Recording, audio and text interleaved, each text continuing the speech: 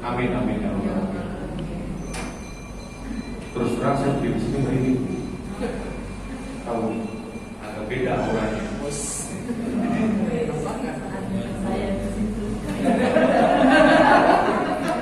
Malah dari pagi saya datang 7:30 gelap itu udah ada yang saya cari. Dan itu di sini ada bayangan agak kopi. Yang jelas apa persiapannya? Apa yang hadisnya gini? Aqiyasun nas aktsaruhum lil mauti dzikra. Wa ahsanuhum lima ba'dahu isti'dad dan ulaika yes. Orang yang paling cerdas adalah orang-orang yang banyak mengingat kematian. Kenapa? Karena kematian itu sesuatu yang mutlak, pasti akan terjadi pada diri kita. Apa yang sudah kita lakukan sekarang? Apa yang sudah kita persiapkan untuk hari esok kita? Ketika antara ruh dan jasad kita Allah cerai-beraikan, apa yang sudah kita persiapkan? Ketika Allah akan meminta pertanggungjawaban detik-detik waktu atas waktu yang kita pakai sekarang ini. Ketika jasad yang hari ini kita bangga-banggakan hanya akan terlapisi oleh 3-5 kain kafan saja. Apa yang sudah kita lakukan untuk menghadapi hari seperti itu? Dengan penuh pertanggungjawaban yang sangat mengerikan. Ya laitani kuntu turaba, hai Allah, kalau boleh diulang kembali penciptaan kita, jangan jadi manusia. Terlalu ngeri, terlalu resiko kita ini. Mendingan jadi tanah saja, mending jadi debu saja. Tapi tidak, kita sudah jadi manusia. Kita sudah jadi makhluk Allah yang tanggung jawabnya luar biasa. Dan hari ini pun kita sedang menghitung sisa-sisa waktu saja ke depan. Siap-siap saja kita akan menghadap Allah Subhanahu wa taala dengan pertanggungjawaban. Oleh karena itu, jadilah orang yang cerdas, orang-orang yang senantiasa mempersiapkan wa ahsanuhum lima ba'dahu isti'dad dan ulaika aqiyas. Karena orang yang terbaik adalah orang yang senantiasa terus-menerus mempersiapkan dirinya untuk bagaimana membawa bekal amal sebanyak-banyaknya menuju Allah Subhanahu wa taala. Yang saya hormati Ketua DKM Pak Ahmad Abdullah yang hadir di tengah-tengah kita.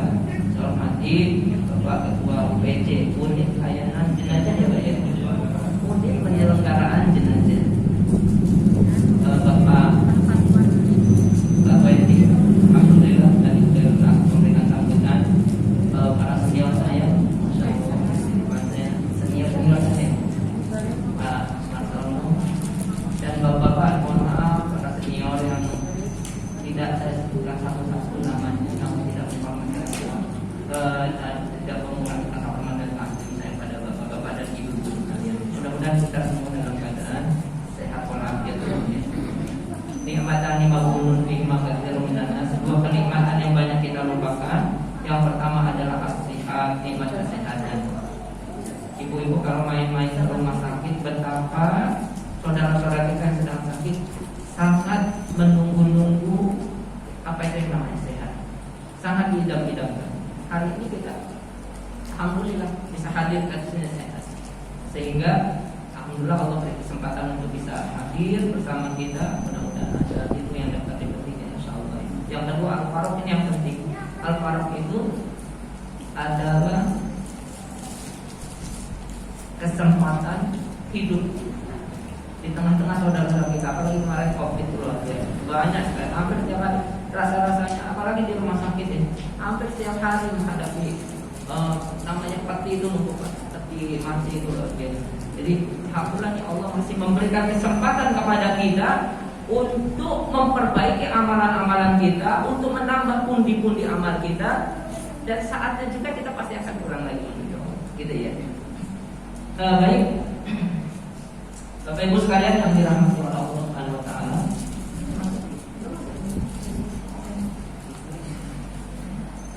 Perkenalkan dulu, walaupun saya sudah pernah di sini. Nama saya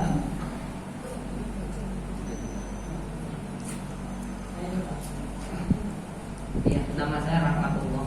Sesuai dengan namanya, pulang ke Rahmatullah. Jadi saya ditugaskan untuk membimbing jenazah seperti ini.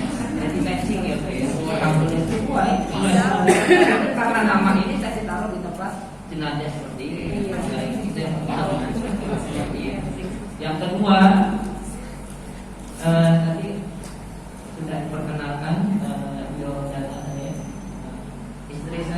3. Iya, anaknya maksudnya. Anak ada 3 ya, alhamdulillah. Allah kasih hari ini seperti alhamdulillah.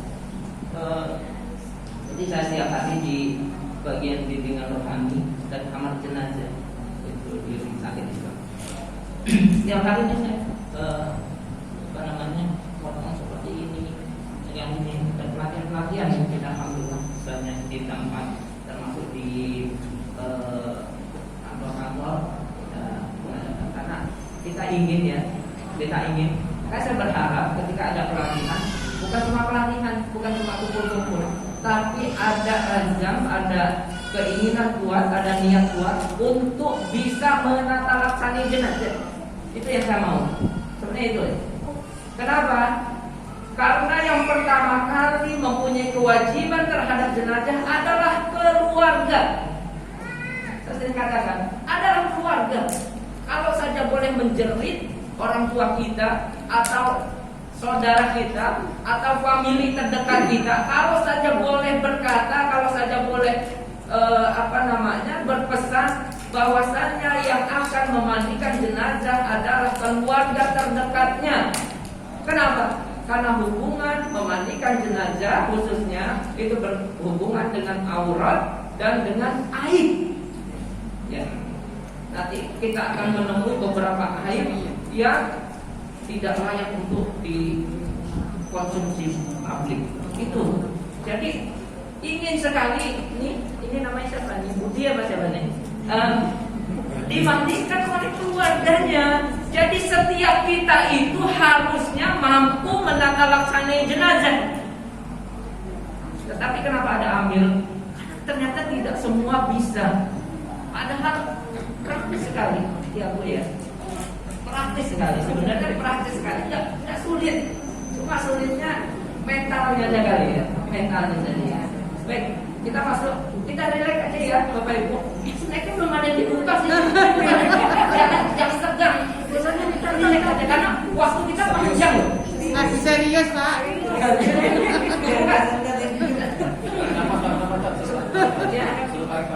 Cari nafas. Kalau ada kopi ya kopi dulu. Santai aja lah. Kenapa ya kopi ilmu dapat. Pak Randy aja makan. Ibu-ibu tegang bapaknya stres. Ya, baik. Kita dimulai dari dari sini ya Bu ya. Dari ujian sakit dan bimbingan husnul khotimah. Karena paket kan banyak seperti ini ya. Jadi bimbingan husnul khotimah kenapa kita sampaikan? Karena betapa banyak orang yang bingung ketika menghadapi orang sakaratul maut. Bingung ini mau diapain ini. Jadi mudah-mudahan nanti kita bahas ya. Kita ini dulu ya. Tarik ke belakang dulu ya. Ini potret kehidupan kita, siklus kehidupan kita seperti ini.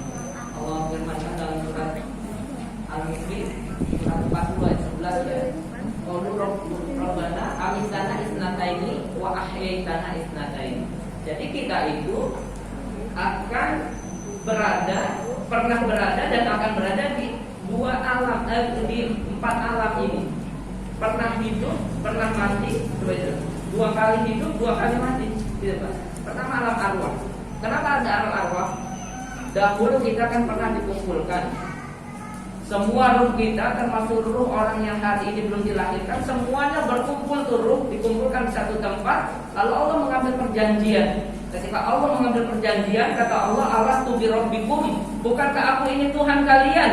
Apa kata semua ruh? Qalu bala syahidna, benar engkau adalah Tuhan kami. Itu janji manusia tuh.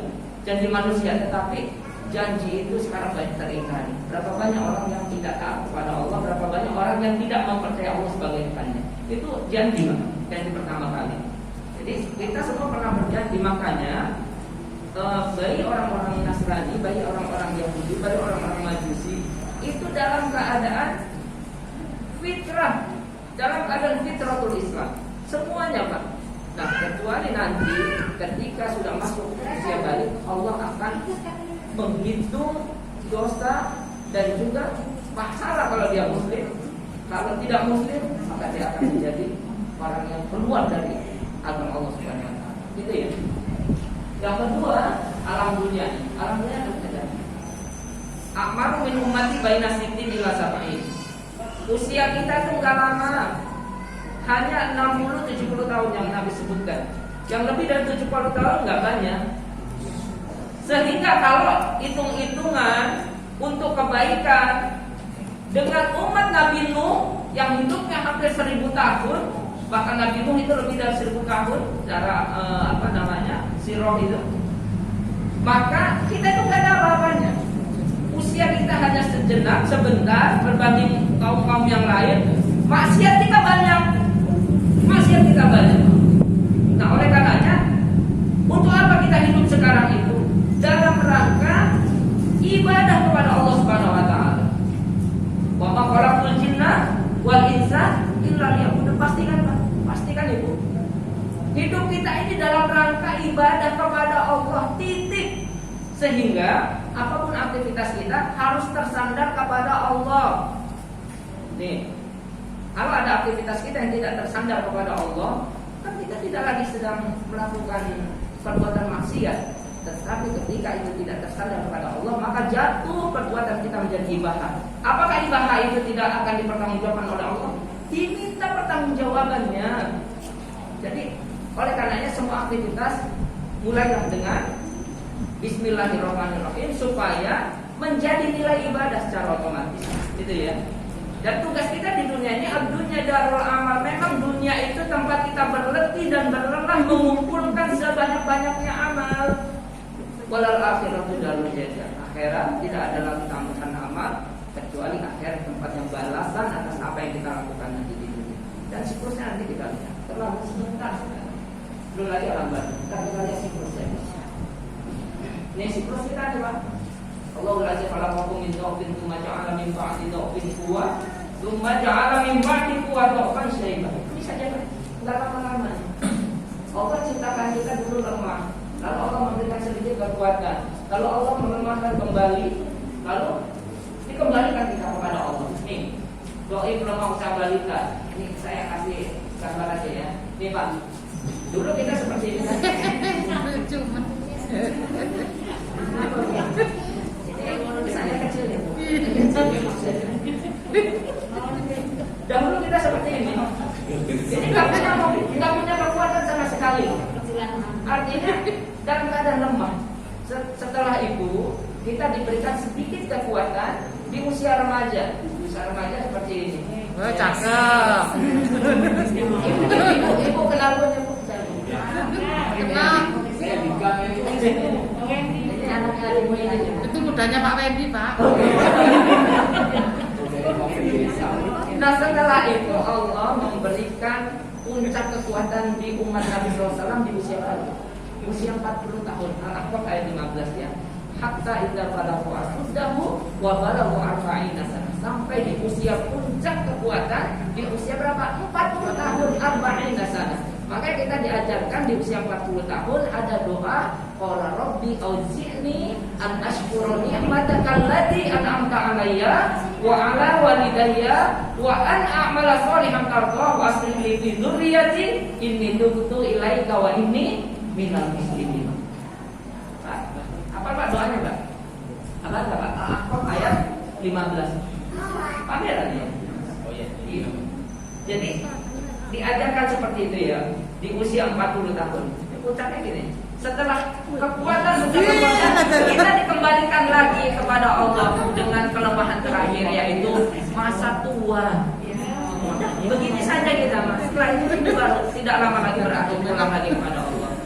Nah, dari seluruh kehidupan kita mana yang menjadi kunci adalah iman kita. Iman kita semuanya. Seluruh prosesnya nggak ada gitu ya. Oke? Ya. Aduh. Itu udah pada ada ya Bu ya? Iya. Ibu kemarin tahu yang kejadian di Balikpapan? Iya. Iya. Tabrak dari Masya belakang. Allah. Memang tahu dia mau meninggal. Iya. Nggak ada yang tahu. Nggak. Memang tahu itu rem blong. Rem blong. Masya Allah. 17 orang yang Balikpapan ya. kemarin. Dalam. Ada. Ajak makan dulu dia makan dulu. Dia biar makan ayam dulu. Bapak ya. Santai.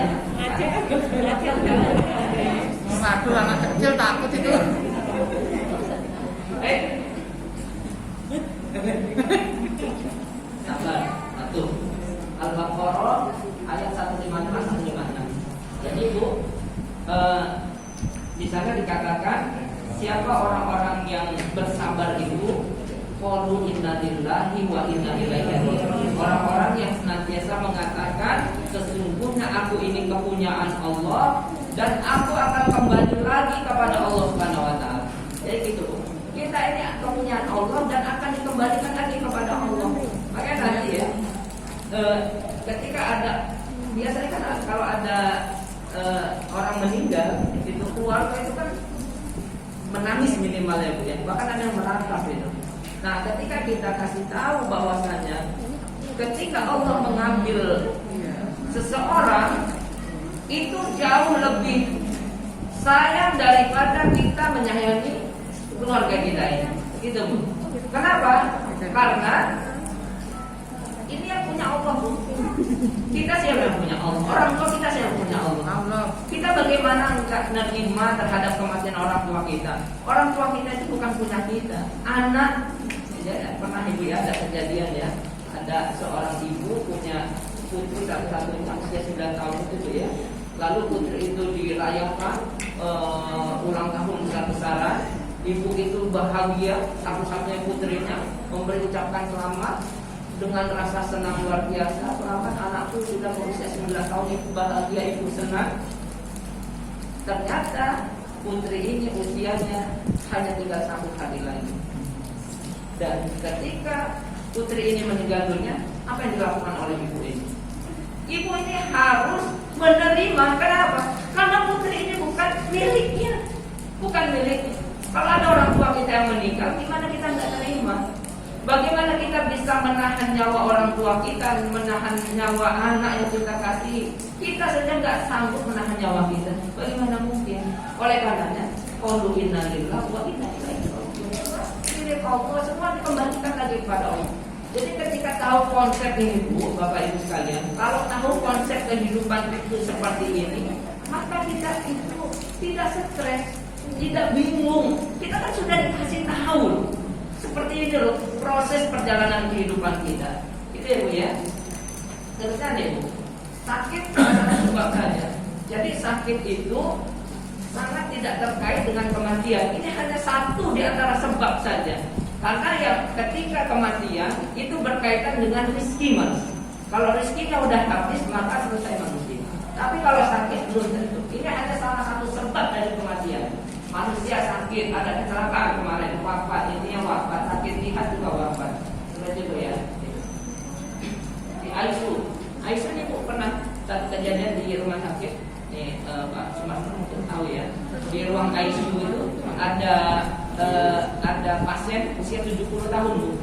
70 tahun ditunggu oleh cucunya usia 18 tahun. Tunggu di samping aja Bu.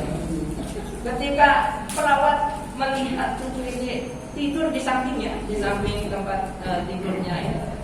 Yang meninggal itu cucunya Bu. Cucunya lagi sehat-sehat Bu. Yang neneknya sampai keluar juga sehat. Nah, jadi nggak ada kaitannya Bu.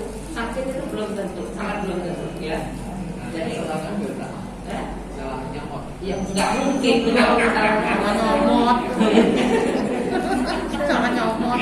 seperti itu ya. Jadi nggak ada kaitannya. Nah, terus juga kemarin kejadian seperti itu. Oke Bu ya, jika sakit menimpa nih, apa yang harus kita lakukan? Pertama, segera berobat. Ini kita harus berobat. Kita harus berobat. Ini adalah ikhtiar kita. Yang kedua, yakin sakit adalah ketetapan Allah. Kita berhusnudzon kepada Allah. Tetap berhusnudzon, berbaik sangka kepada Allah. Yakin sakit adalah ujian Allah. Oleh karena kita harus sabar. Karena di dalam sakit itu Bu, ketika sakit, cara Allah untuk menggugurkan dosa-dosa kita, cara Allah untuk mengangkat derajat kita. Itu.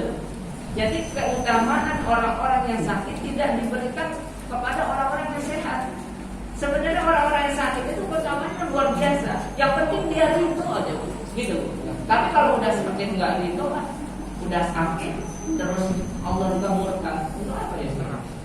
Allah akan menyembuhkan. Ada pengharapan kepada Allah, roja namanya. Yakin sakit adalah proses pelubur dosa. Di sini Bu ya, peluburan dosa. Terus kewajiban muslim terhadap orang sakit segera mengunjungi. Nah, ini Bu. Mudah-mudahan di sini karena ada WC ya. Mudah-mudahan ini bisa difasilitasi nih kalau ada yang sakit maupun di rumah sakit ataupun di rumah bisa dikunjungi karena ini salah satu kewajiban kita antar muslim. Berikan motivasi. Nah ini juga penting berucap salam ya. Ini jangan kita ngaku-ngaku karena kita butuh orang nanya tapi apa sakit jantung. 2 hari yang lalu saya berbicara sama mana. Udah betul nggak bawa yang teringat. Aku ingatkan zikir sabar. Kenapa? Ini susah orang sakit ini kan dalam keadaan nggak stabil. Kalau nggak diingatkan ini maka dia nggak keperluan. Makanya diingatkan zikir sabar termasuk ibadah. Berapa banyak saya kan termasuk kunjungan ke pasien-pasien. Berapa banyak yang ketika tidak ingatkan itu ada aja alasannya untuk nggak ibadah. Benar, aneh. Justru sakit itu harusnya lebih dekat sama Allah. Ada alasannya pakaian kotor dan lain sebagainya. Gitu Bu. Harus kita makanya sholat itu Bu ya. Saya kalau membimbing pasien-pasien di ruang ICU itu kan jangankan mengangkat tangan. Udah semua nggak mampu. Semua nggak bisa diangkat. Hanya seperti udah kayak semuanya mati Bu. Hanya tinggal mata saja dan bisa interaksi saja. Apakah masih ada kewajiban sholat? Masih ada nggak sih? Masih. Dengan cara apa? Mengedipkan mata. Masih ada kewajiban sholat. Apalagi kita yang masih bisa lari gini, nggak sholat ya kita lakukan. Gitu Bu. Jadi nggak ada alasan sedikit pun untuk meninggalkan sholat. Itu ya Bu ya. Kita doakan. Doanya udah ada kalian. Nah, kita sekarang tunjukkan kalimat tauhid talqin. Bu, talqin itu kalimatnya hanya la ilaha illallah dalam hadis. Laqinu mautahu bila ilaha illallah. Talqinkan, talqin itu artinya membimbing ya Bu ya. Karena pada saat itu orang yang sedang sakit dalam sakarat itu setan itu menggoda luar biasa untuk bagaimana mengalihkan akidahnya saat itu. Gitu. Jadi penting sekali bagaimana kita memastikan orang yang sedang sakarat itu tetap terjaga tidak. Gitu Bu. Kalimatnya la ilaha illallah. Perlahan saja la ilaha illallah. Kita berhenti seperti dia sedang mengikuti kita. Setelah itu kita sambung lagi la ilaha illallah. Dikasih jeda ya Bu ya. Jangan sampai cepet-cepet Bu. La ilaha illallah, la ilaha illallah. Gimana deh? Itu jangan dulu. Malah itu. Nah, oleh karenanya ada jeda ya, ada jeda. Nah, ketika kita mendengar pasien ataupun orang yang sakit atau orang yang sakarat itu mengucapkan la ilaha illallah, maka berhenti, jangan lagi ucapkan. Itu yang penting Bu. Jangan lagi ucapkan. Misalnya orang yang sakarat itu ternyata mengikuti dan kita dengar dia mengikuti la ilaha illallah, maka berhenti, diam aja diam, jangan ada yang ngomong. Hanya ditunggu saja ketika dia bergumam kembali maka sebutkan ucapan lagi. Gitu ya Bu ya. Jadi ketika udah ada ucapan jangan diulang lagi, biarkan aja. Karena itulah ucapan terakhirnya. Seperti itu ya. Tuh, dibimbing dengan perlahan ya Bu ya. Terus mohonkan maaf, mohonkan maaf karena ini menjelang kematian. Walaupun belum tentu ya, sakaratul maut itu antara hidup dan mati. Bimbingan sabar dan tawakal pada keluarga itu penting. Ini keluarga juga susah bingung di sini. Harus dibimbing ya Bu ya, diberi pengertian bahwasanya inilah proses manusia, harus ada proses sakaratul maut seperti ini. Perwasiat untuk keluarga. Kalau bisa ya harus berwasiat diutarakan, tetap berikhtiar berobat. Kalau ini di ruang ICU itu biasanya dokter sudah menyerah.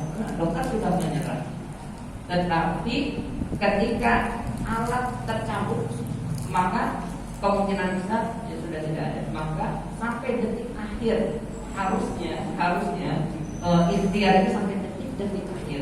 Kalau udah memang nggak ada, doakan pasrah. Doa pasrah kapan? Pak Benji kapan doa pasrah? Iya. Doa pasrah ada yang apa? Bu, Allahumma ahyihi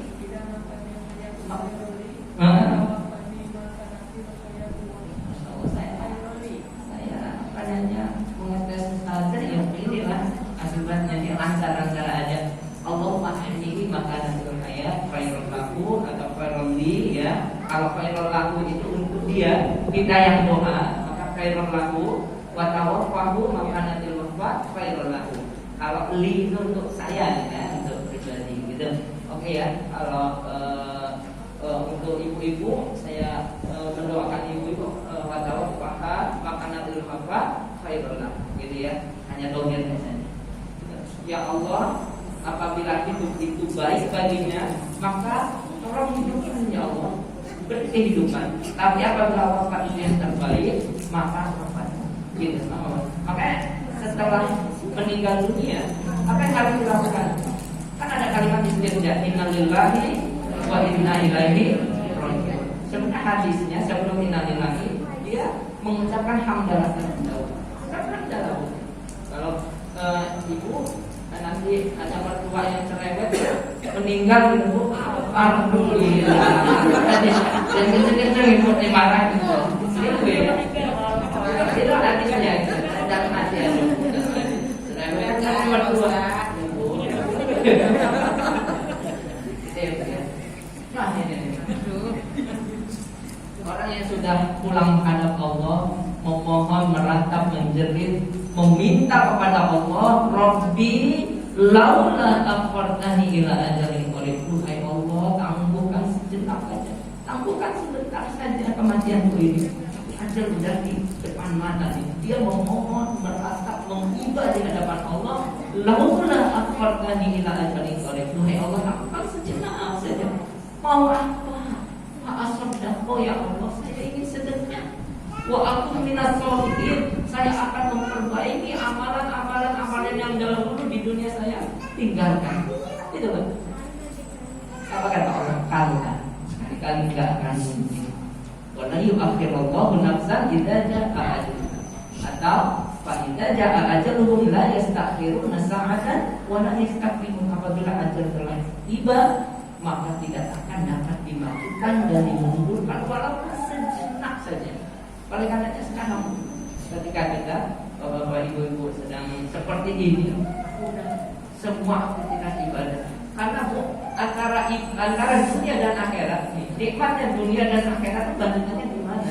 Nikmatnya dunia itu kalau kita main ke laut, kantor atau gimana, lalu kita celupkan jari kita di lautan, celupkan, lalu angkat lagi bu, ada tetesan jari, ada tetesan air dari jari kita, itulah nikmatnya dunia. Sedangkan lautan yang luas itu adalah nikmatnya akhirat. Tidak terbanding, tidak terbanding. Tapi hari ini kita sibuk dengan dunia kita. Akhirat nomor 2, bahkan nomor sekian. Benar gak? Padahal kita pulang menghadap Allah untuk selama-lamanya. Mana persiapan kita? Perasaan saya biasa-biasa saja. Benar gak? Seperti jadi mohon dirubah mindset ini, harus dirubah. Pola kita itu harus dirubah. Kalau nggak dirubah, siapa yang kasih sayang terhadap diri kita sendiri? Kalau bukan kita. Kita itu akan bertanggung jawab di hadapan Allah, nafsi-nafsi masing-masing kita. Semua orang itu akan bertanggung jawab atas dirinya masing-masing. Dan pada saat di pengadilan akhirat, semua manusia akan saling menuntut kepada kita. Tetangga menuntut tetangganya, bahkan anak menuntut orang tuanya, saling menuntut. Tidak ada lagi belas kasih di sana. Sangat mengerikan. Oleh karenanya sudah ketika sedang dalam keadaan normal seperti ini, ayo kita untuk ibadah harus kita biarkan ibadah.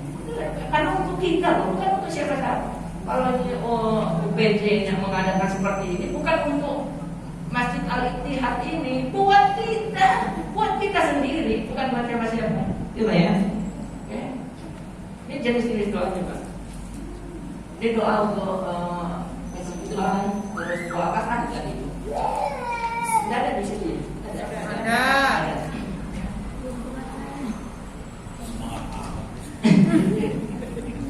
Kan nyimak berarti Pak. Oke, jadi ya dari kematian. Ini bu, sikap manusia terhadap kematian beda-beda bu. Di antara sikap manusia terhadap kematian, ada yang takut dengan kematian. Takut, itu takut gak dengan kematian? Takut, enggak. Belum siap Pak. Belum siap. Harus siap dulu ya bu ya. Ada yang ingin mati. Ada yang sengaja mati, ada yang menolak mati, ada yang ini bagus, mengingat mati. Misalnya. Nah ini bu, ini siapa itu? Ini siapa? Nggak tahu. Masa Nggak tahu. Coba tanya siapa? Firaun. Ini yang pernah mengaku sebagai Tuhan. Ana rabbukumul a'la, saya adalah Tuhan kalian yang maha tinggi. Ini kekuasaannya, Bu. 2/3 belahan bumi dikuasai oleh Firaun. 2/3 belahan bumi. Makanya tiba-tiba dia mengaku sebagai Tuhan. Ini akhir daripada kehidupan Firaun kayak gini, Bu. Ini yang mengaku sebagai Tuhan seperti ini, Bu. Menghinakan, sangat memalukan, menjijikkan. Jadi nggak pantas sama sekali, Bu. Gitu ya. Nah ini juga pernah di UGD rumah sakit, kata anak SMU tiba-tiba di berangkat itu mengeluarkan busa dari mulutnya. Cewek, anak SMU cewek. Ketika ditanya, ini kenapa? Ini baru minum Baybon. Minum Baybon buat semprot nyamuk. Ini minum saja. Kenapa? Baru putusin cinta. Ibu dulu waktu muda gimana? Ibu sempat muda dulu. Gitu Bu ya. Jangan ya Bu ya. Dan kasih tahu kepada anak-anak kita ya Bu ya. Tolong jangan seperti itu. Imannya kok seperti itu? Enggak dengan gitu ya. Ya Bu ya.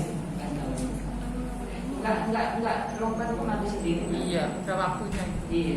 Ini apa namanya? Kendaraan kita terakhir ini. Ada di sini ya, Pak Wendy ya. Ini nggak ada asin tuh Pak ya. Nggak pakai asin. Jadi agak gerak ya gerak gitu. Mau kemana lagi?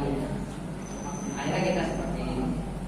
Oke, kita masuk bimbingan praktisnya dulu ya.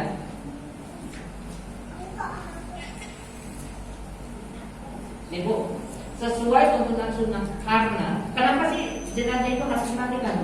Saya tahu. Kenapa jenazah harus dimandikan? Pak, ada yang tahu? Kenapa? Kalau dia bisa mandi sendiri. Nah ini dia, kita bisa mandi sendiri. Karena jenazahnya nggak bisa mandi sendiri, jadi dimandikan ya. Ibu bisa aja sih Bu. Sesuai dengan tuntunan sunnah dan kaidah kesehatan. Kita coba sesuai dengan tuntunan karena urusan menyelenggarakan jenazah itu berkaitan dengan ibadah. Oleh karena harus sesuai dengan tuntunan sunnah sebisa mungkin. Karena nanti ada kebiasaan antara kebiasaan dan sunnah itu nanti harus kita petakan Bu ya, mana yang harus didahulukan.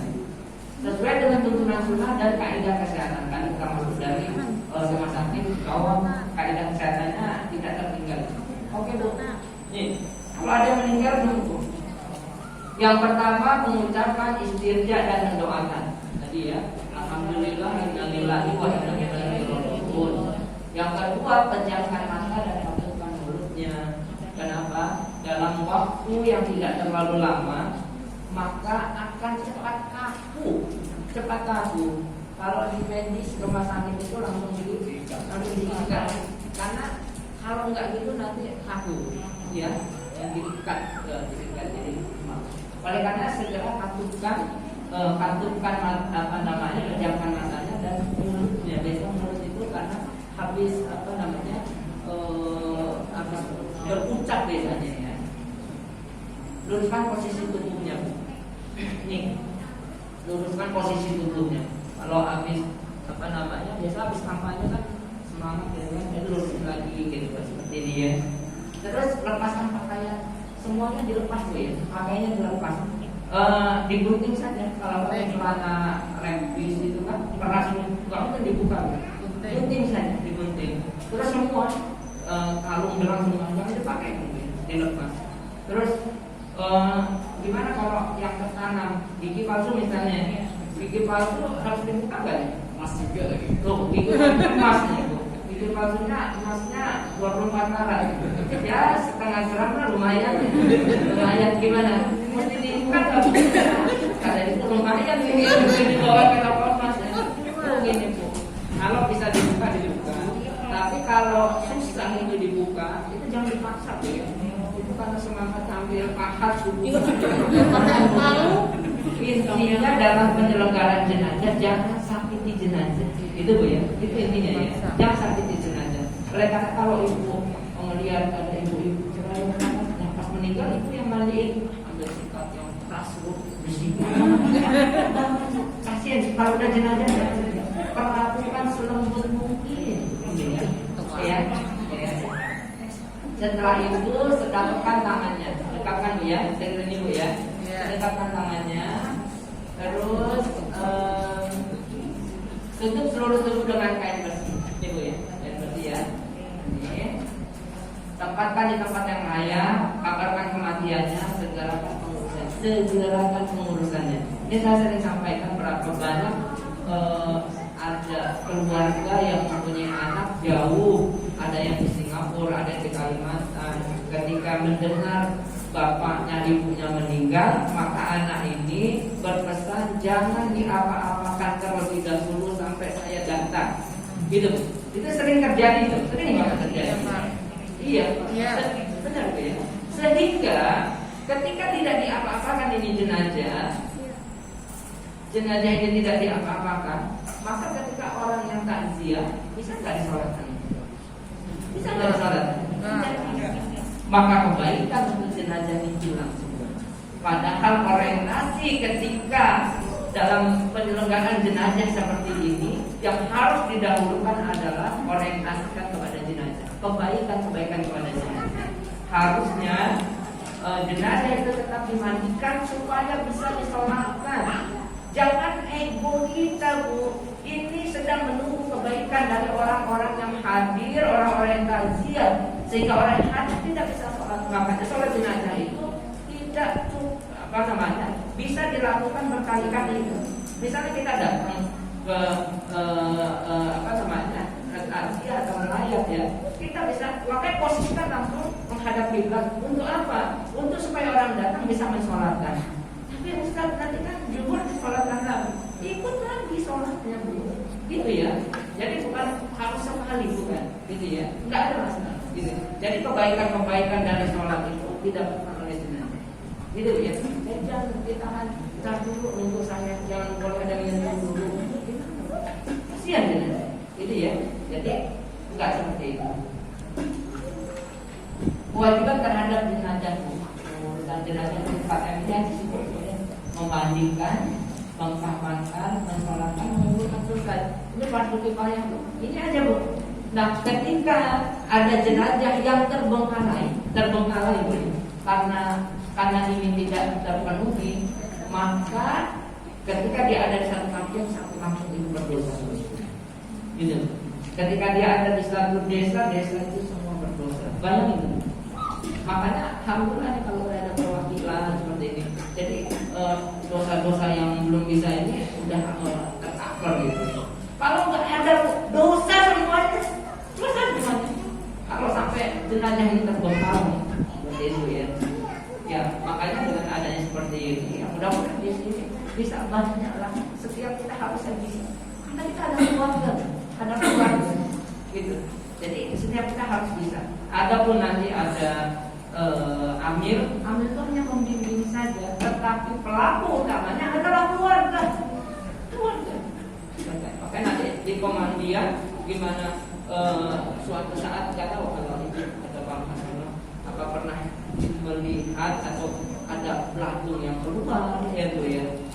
Pokoknya sesuatu yang nggak layak itu akan terjadi dan itu aib bagi jenazah.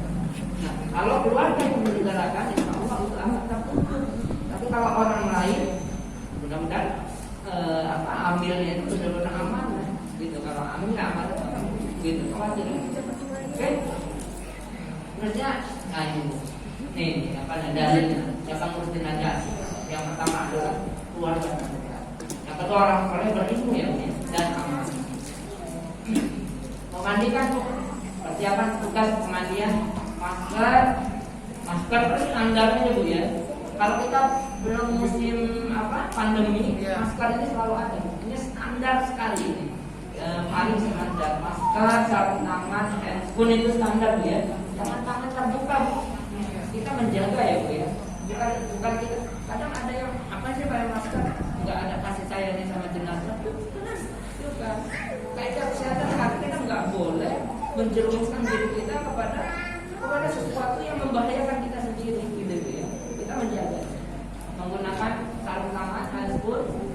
baju kedap air ini yang standar saja Bu, standar. Ini standar. Ini belum masuk COVID Bu. Kalau COVID, kemarin penyerangan COVID luar biasa. Sebagian ada yang tidak dimandikan, sebagian dimandikan, sebagian ada yang ditayamumkan. Tergantung nanti posisi tempat ya guys. Posisi tempat kan kemarin itu roditnya luar biasa. Coba kayak COVID kemarin, jenazah itu yang pertama langsung dimasukkan ke kantong jenazah. Sebelum dimasukkan itu pun di plastik jenazah tutup. Setelah itu dimasukkan ke kantong jenazahnya di-resleting ya. Resletingnya saja disil lagi. Setelah itu ditaruh di dalam peti. Di petinya ditutup, diureksi. Bayangkan sampai segitu. Nah kalau ini kita standar gitu ya. Sarung tangan, baju kedap. Terus nah kalau indikasi menular baru tuh baju kedap airnya yang full ada ya, yang full. Terus sepatu buat ini kalau indikasi menular itu yang paling sering adalah hepatitis, AIDS yang sering kita itu menular. Kalau kayak COVID itu udah lebih dari itu ya, penanganan. Terus memandikan, peralatan mandikan standar juga, tempat yang tertutup, hijab. Nah hijab ini Bu saya, nah itu pernah kali ya ketika kita bikin tempat kamar mandi kalau di rumah itu kan bikin hijab Bu. Maka hijab ketika kita bikin hijab di dalamnya itu kita anggap sebagai kamar mandi. Nah ketika ada kamar mandi sudah kita bikin, kita sepakati, maka tidak ada bacaan-bacaan di dalam kamar mandi. Ada yang masih memaksa baca surah Al-Mulk di dalam di samping jenazah di dalam kamar mandi, di dalam pemandian. Kalau mau baca di rumah, karena itu adalah kamar mandi yang sedang kita sekat itu hammam, kamar mandi. Di dalamnya tidak ada boleh bacaan Al-Quran, tidak ada ayat-ayat yang berkaitan dengan dengan angkut, nggak boleh. Jadi kalau baca di luar. Tapi banyaknya kenapa kalau mandi ini itu banyaknya di teras atau di pondokan rumah. Ada rumahnya bagus, mandinya di mana? Di tempat mungkin kan gitu kan ya. Ada nggak yang mandiin di kamar mandi rumah? Ya, ada buat kita sendiri. Tapi kita ketika mandi kita tahu kan. Padahal kita coba itu mandi nyari harta, tapi kita sendiri malah kita di pojokan. Bayangin itu. Bagusnya sih di kamar mandi tapi kalau di kamar mandi sendiri boleh jenazah dimandiin. Ingat-ingat karena kita ingin harus mandi keinget lagi. Jadi ya. Terus bak pemandian mungkin ada ya di sini ya. Air dan kayu sabun. Yang sabun ini baru beli sabun. Ibu pakainya apa? Mas boy. Kalau yang mau bikin selong Sini. Kalau bapak-bapak yang agak gatal dikit asepso. Tergantung request jenazah ya Pak ya. Boleh apa aja? Sabun saya boleh nggak? Oh dia ada flat boy Pak. Sabun saya boleh ya. Sabun saya silakan boleh. Kalau sabun ini nanti karena ada ini masalah. Bu dibuka ya. Waslap ya, standar waslap. Kalau di rumah sakit sebenarnya seperti ini. Masuk ke dalam. Jadi dipotong 2 atau 4, masuk ke dalamnya. Jadi posisinya ada di dalam. Itu kan di dalam, bukan di luar ya. Kalau yang sabunnya cair, Kalau sabun cair biasa. Iya, Biasa. dari luar. Ambil aja. Seperti biasa ya. Jadi sabun, bubuk kapur baru dan daun bidara. Nah, oke, daun bidara ini kayaknya di sini ada ya. Jadi daun bubuk kapur barus dan daun bidara. Biasanya kan nanti kita ada penyiraman air terakhir. Nah, penyiraman air terakhir itu kalau daun bidara itu ditaruhnya di pemandian yang banyak itu.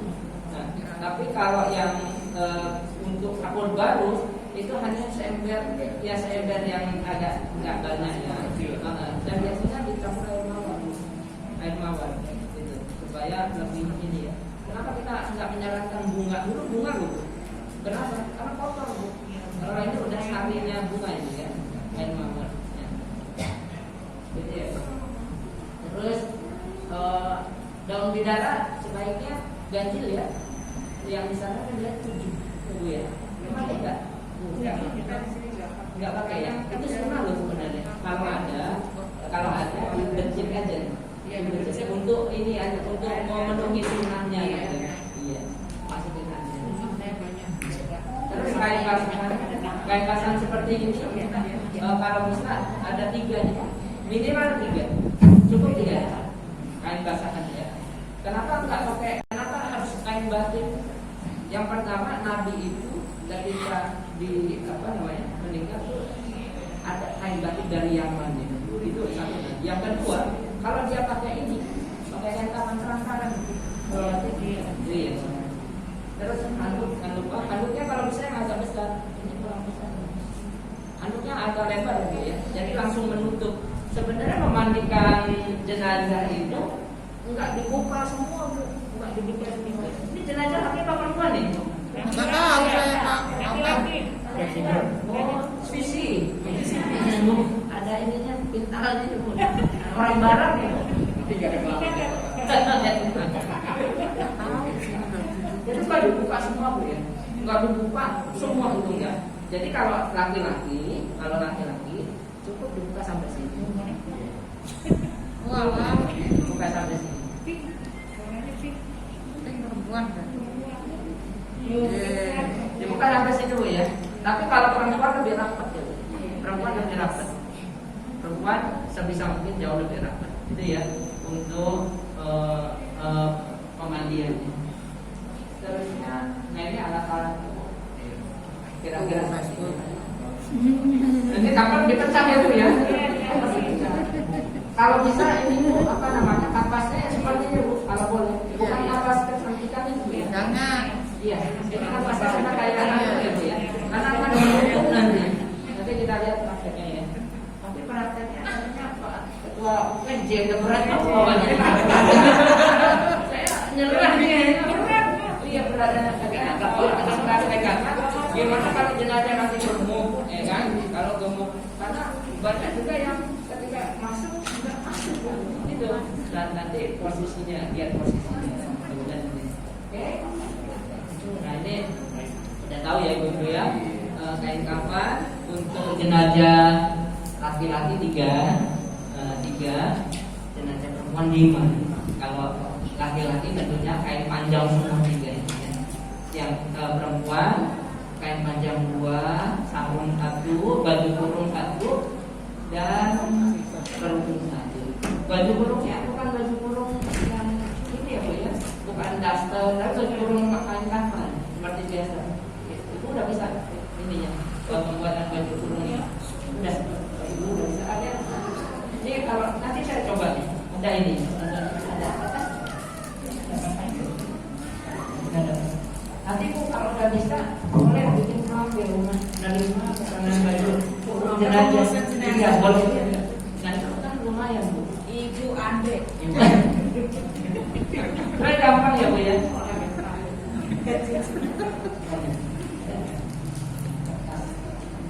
Jadi udah nyampe di sini. Oh iya.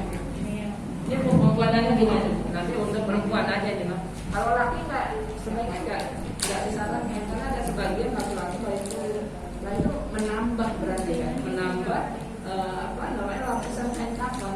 Padahal syariatnya hanya 3 saja. Jadi ini baju kurung itu sekitar 2 meter bu, 2 meter dipotong dibagi 2. Nah, bagi 2 dilipat lagi, itu digunting tengahnya bu ya. Gunting tengahnya, itu untuk kepalanya. Nah jadi kan seperti ini. Nah setelah itu samping kiri kanan di untuk supaya bisa masuk jenazah. Dan yang depan dipotong juga depan. Udah bu, ini baju kurungnya.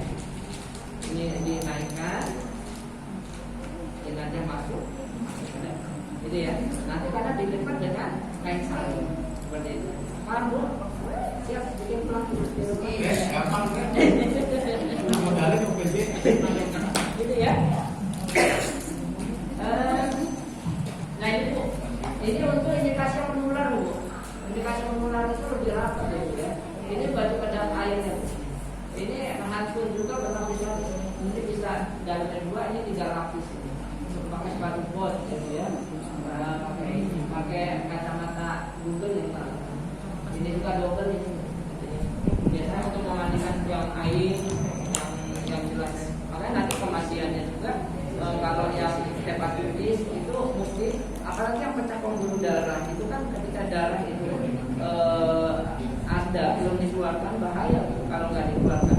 Sebisa mungkin dikeluarkan. Kalau tahu pecah pembuluh darah, supaya ketika nanti masuknya jenazah miring kubur supaya tidak tumpah darah itu. Kalau ketika dimasukkan darah kan sunnahnya bukan dari samping, banyak sekarang dari samping. Sunnahnya itu dari kaki kubur. Turunnya jenazah itu kepala dahulu. Kalau ini kubur dari sini, bukan dari samping.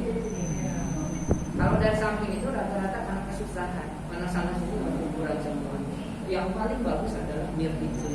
Turunkan kepala terlebih dahulu. Nah kalau turunnya kepala itu dalam keadaan belum tuntas dalam pemandiannya karena pecah pembuluh darah, ada kasus ketika diturunkan darah itu pecah, darah itu keluar dari pemandian itu. Jadi itu berheboh lagi kan. Boleh tanya nggak Pak? Kenapa? Boleh tanya. Seandainya terjadi kecelakaan dan jenazah itu terpotong-potong gitu, apakah kita wajib ngurusnya seperti jenazah layaknya biasa atau bagaimana? Iya. Ketika masih bisa dilakukan, misalnya jenazah terpotong-potong, tapi ada bagiannya, maka bagiannya kumpulkan sebisa mungkin yang masih utuh yang kita laksanain sesuai dengan syariat. Adapun yang lainnya itu kasuistik. Waktu tsunami Aceh itu tuh, tsunami Aceh itu jenazah nggak ada, yang hampir nggak ada yang bisa ditangani dengan utuh. Kenapa? Karena ketika tersentuh aja kulitnya udah ketarik. Itu karena sudah lamanya, gitu. Jadi apa? Disiram, nggak disenggol loh, nggak disenggol. Kesenggol itu langsung ketarik, bahkan daging itu terbuka, gitu. Jadi ini kasus-kasus tertentu ya, sebagaimana tadi kecelakaan. Kalau masih ada yang utuh, maka tata laksananya jenazah yang utuhnya. Tetapi yang lainnya pun satukan itu, disatukan. Kalau ada ya, kalau disatukan dan disiram saja, gitu. Kasuistikanya ya. Nah ini pemandian seperti ini, kira-kira ya. Proses pemandian dimulai dengan baca basmalah sebelum kita praktekkan. Membaca basmalahnya itu Bu dalam hati ya Bu ya, dalam hati. Karena itu sudah ada di kamar mandi, ya. Dalam hati saja basmalah. Mengistinjakan jenazah terlebih dahulu. Nomor 1 istinja itu membersihkan mulut, hidung, telinga, membasuh anggota badan sebelah kanan terlebih dahulu. Setelah itu sebelah kiri lalu dibasuh anggota wudhu, bukan diwudukan. Jadi jenazah itu sebenarnya nggak ada batal wudhu, nggak ada batal wudhu. Dia bukan diwudukan, tapi dibasuh anggota wudhu. Karena nggak ada batal wudhu buat jenazah. Tapi nggak tahu ya kalau ada pendapat yang wudhunya batal itu nggak tahu. Tahu saya nggak ada. Batal. Terus langsung menyiram tubuh dari arah kepala, semua dari arah kepala. Sunnahnya ya, ini sunnah-sunnahnya. Gosok dengan sabun, dibalikkan kemudian semua sampai seperti bolak dibalik gitu ya. Terakhir disiram dengan air kapur baris. Di atas kain basahan. Jangan langsung Bu ya. Kain kapur barisnya itu ini dibasahkan terlebih dahulu. Ini diganti Bu. Ini diganti karena itu kan udah kotor. Setelah itu diganti, dibasahkan, lalu disiramkan. Jangan terbuka gini Bu, disiramkan. Itu kan ada ini ada kasar gitu kan. Kalau itu dimakan, sama kayak ntar kelilipan itu Bu ya. Melek lagi. Mengkapankan saudara umumnya yang perlu diperhatikan, mengkapan mengkafir jenazah dengan kain putih ya biasa ya, dan terus ini juga. Nah, biasanya kalau di sini pakai stiker enggak ya? Iya. Ini mengantisipasi saya. Kalau nggak pakai stiker, alhamdulillah enggak. Memang syariatnya stiker itu tidak ya. Tapi kalau ada kebiasaan stiker ya silakan saja. Kalau ada stiker, tali terlebih dahulu, tali 3 terlebih dahulu, lalu 3, nah baru tali kain kafan 5, ya baru kain kafan, baru kapas dan jenazah. Gitu ya, tidak boleh. Terus kapas cukupnya ya. Ini untuk menutup bagian-bagian bawah dan atas ini. Bubuk dan dana cukupnya sih, bubuk dan dana. Bubuk dan dana ini bumbu-bumbu jenazah bu, bukan bumbu sayur asem ini bu ya, bumbu jenazah. Ini cendana, ini kapur barus. Ini untuk di atas kapas ditaburkan. Nanti kalau praktek ini ditaburkan nggak? Taburkan. Ini ya kan? Betul. Minyak wanginya. Ini minyak wangi bu. Minyak wangi jenazah. Ibu pakai aku atau gimana? Ya boleh nggak ada khusus ya bu ya. Tapi ibu kalau mau ingat mati dulu pakai minyak wanginya aja bu. Ibu mau gimana? Minyak wangi. Oke.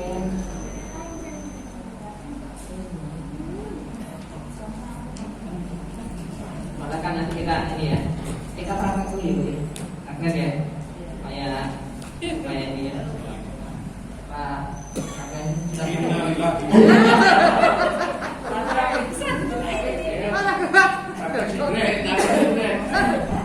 Ayo bawa ini cepetan. Kita praktek untuk memandikannya terlebih dahulu, tetapi satu sisi memandikan, satu sisi sudah mempersiapkan kain kafan. Coba kita gelar kain kafannya, ya. Ada 2 orang. Ayo Pak Wendy. Coba yang ini lihat. Pak dilihat ya Pak ya. Iya. Ya. Nih.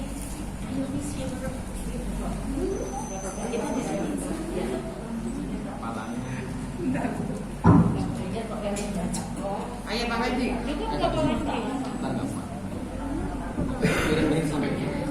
Tahu, camin banget.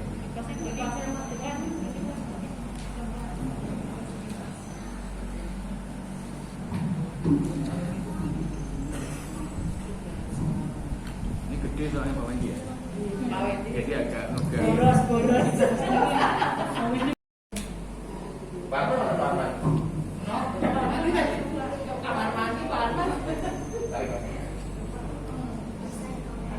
Nah, ini Bu. Ini Pak Sugeng. kenapa ini menyilang seperti ini? Karena kita lihat jenazahnya. Kalau jenazah di atas 80 kilo, mungkin ini harus disilang. Tapi kalau model-model saya cukup lurus saja. Tetapi ditumpuk miring bu ya, samping gitu ya. Tapi kalau karena kan nanti area-area sini yang biasanya agak besar ya, maka disilang seperti ini. Oke. Nah, setelah itu ini mana coba? Apa yang kuat? Tali belum masuk. Iya talinya. Tali terlebih dahulu ya bu ya. Utamakan tali terlebih. Masuk dulu tali. Nanti susah nanti. Talinya 5 ya bu ya. Tali itu yang lengkap ya. Sama panjangnya. Sama kepalanya. Tali panjangnya. Berapa?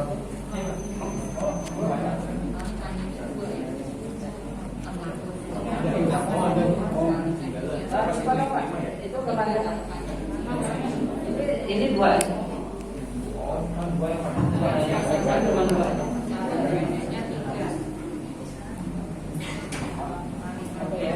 Panjangnya 2.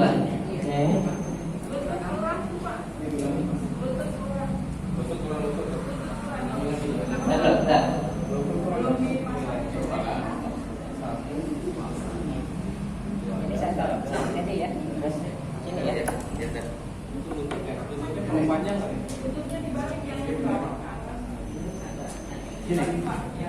Oh, pandainya beda ya.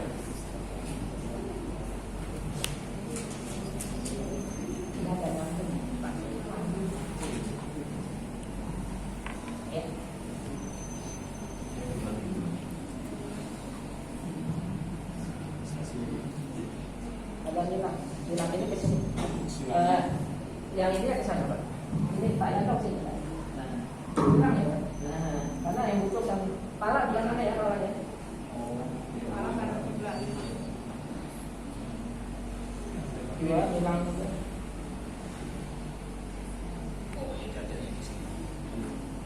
Pak Yanto agak. Agak sana Pak masuk di masuk dah.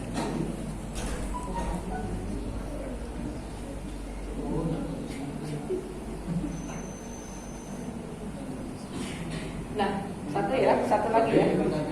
Ibu, Bapak, kalau misalnya mau dibawa keluar kota, saran saya dan yang kita lakukan di rumah sakit selalu menggunakan plastik ya di daerah sininya. Kalau misalnya mau dibawa keluar kota, karena butuh waktu lama, khawatir terjadi sesuatu, maka di sini ada plastik, ya di lapisan kedua. Di tengah-tengah kapan ya? Di daerah sini. Enggak.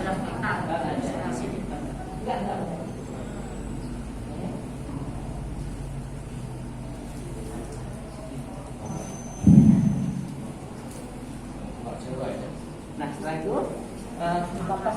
masuk apa itu?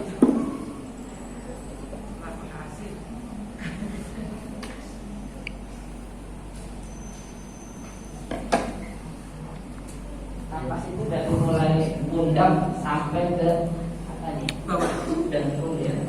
Lutut. Ini Pak, ini Pak. Nah, panjang. Itu kepala sini, nggak usah kepala, nggak usah. Pundak.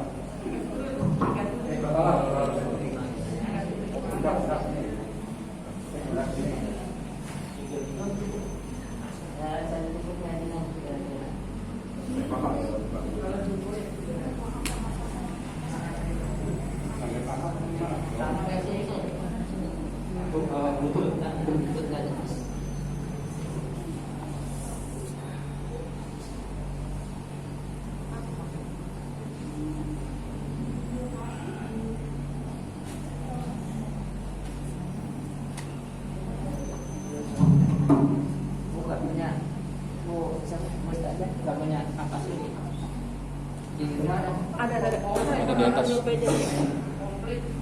Nah, setelah itu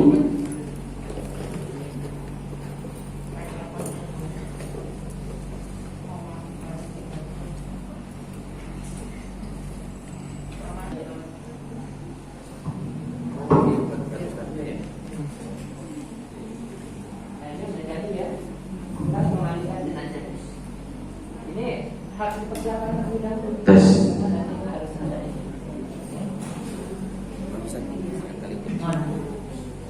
Sekarang untuk pemanasan.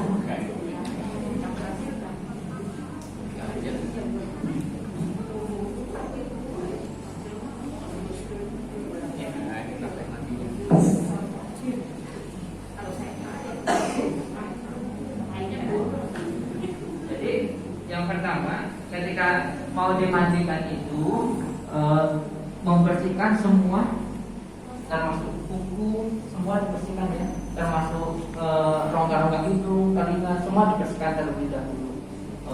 Setelah itu istinja atau istinja terlebih dahulu, setelah itu membersihkan kuku dan lain sebagainya. Kalau di rumah sakit lebih cenderung istinja terlebih dahulu ya, istinja itu tidak.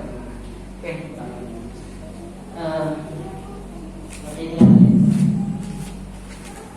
Nah air itu lebih banyak ya, air banyak, minimal 3 orang sih, idealnya 3 orang saja di pemandian. Itu biasanya kita gini ya. Ini untuk istinja saja. Iya.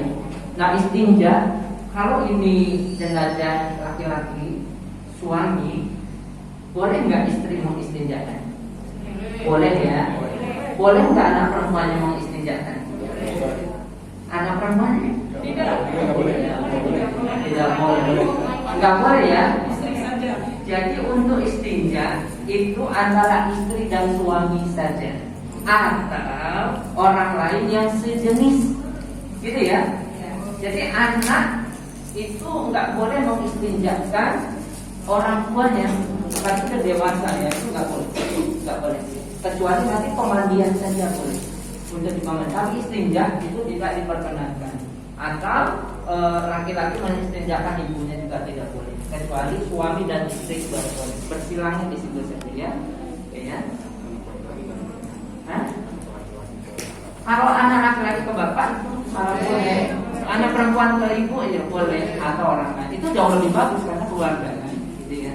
Oke, supaya tidak kita harus istinja. Istinja sebagaimana standar lah ya. Istinja apa namanya? Ininya siapa yang mau itu? Pak Sumarsono kan? Ini masuk. Ini biasanya ada agak beberapa yang ininya ya, agak 3 atau 4 atau 5, karena nanti banyak orang. Tangan kiri ya, untuk istinja ya.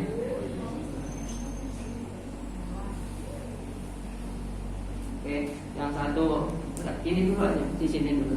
Yang satu apa namanya menyiram, boleh pakai selang nggak Bu? Boleh ya, boleh pakai selang ya. Apalagi nanti ketika kotoran itu susah keluar. Diyakini kotoran itu ada tapi susah keluar karena sakit lama, sakit keras dan lain sebagainya. Maka nanti ketika ini jalan terakhir ya Bu ya. Ketika mohon maaf ya, ada selang itu masukkan ke keran. Ketika misalnya ini sudah keras tapi susah untuk keluar, tapi ada gitu kan, berarti kan belum tuntas istinjanya. Maka untuk terakhir kali selang itu kita masukkan ke duburnya, kita buka keran itu sejenak, kita tutup, kita buka, kita tutup, maka itu akan tertahan. Itu yang kita maksudkan, tertahan supaya gitu ya.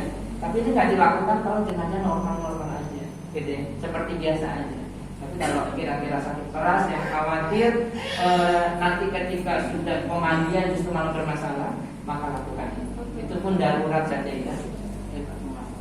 Jadi air terus mengalir ya, air mengalir.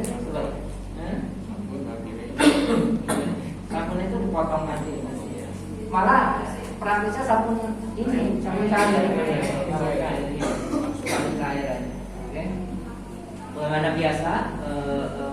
Dan kenapa kita di rumah sakit lebih memilih putih? Karena untuk membedakan bersih atau tidaknya di situ, gitu ya. Jadi lebih ketahuan gitu. Nah, apa namanya indikasinya ada di waslap ini.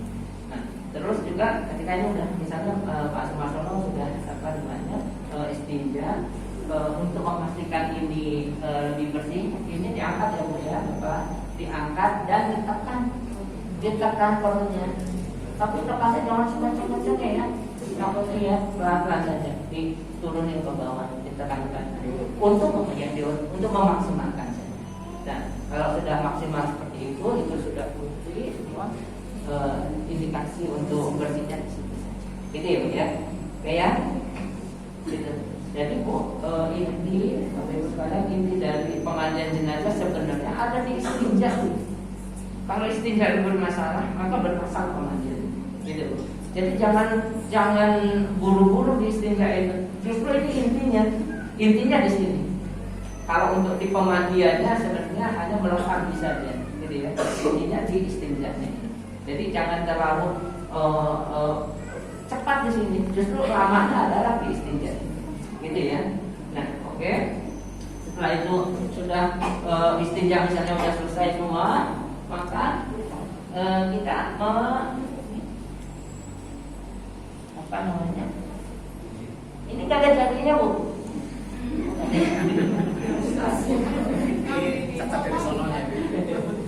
Nah, apa namanya?